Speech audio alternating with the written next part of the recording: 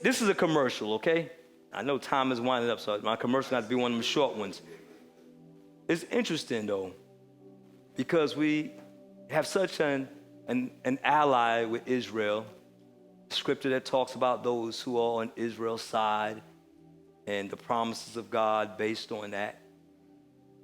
And as tragic as the situation, any time when life is taken is tragic, especially when you're dealing with children, and I say even women and children. But the thing about it is, the United States now is saying, yep, they're our allies, whatever they need, we're there for them. There's always two sides to every story.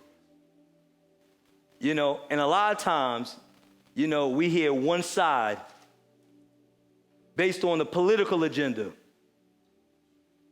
We don't hear the whole story.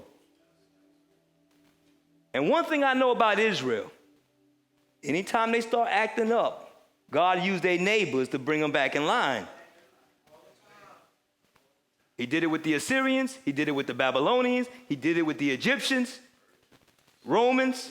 Anytime they start acting up, he sends another nation to teach them a lesson, and lives are lost.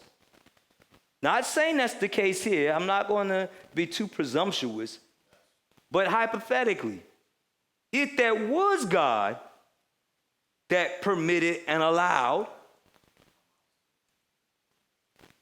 the question becomes, then if we join forces and help them, we're fighting against God.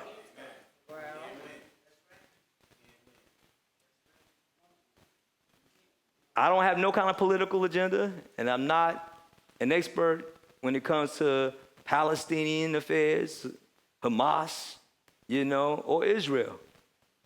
But one thing I do know, Israel has been a bully to them, to the Palestinians. And if you search the genealogy of the Palestinians, it traces all the way back to Ishmael, the firstborn of Abraham. Even as the Jews trace all the way back to Isaac, the second son of Abraham, but he was the son of promise. In Mideastern custom and culture, the firstborn is the one that's supposed to receive the inheritance. But God said, not so, because Abraham, that was your doing, that was not my will. So send away the bondwoman and her son, although they will be a great nation. But my allotment is going to be with Isaac, because through Isaac you'll have Jacob, whose name will be changed to Israel. So that fight of inheritance is what's causing the war right now. Two nations at war.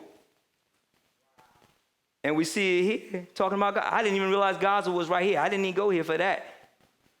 But God knows. Now, I know that was that was an infomercial, not a commercial. Yes, sir. So my thing is, I'm slow to say whose side I'm on when I see conflict. So, Bishop, would you say that?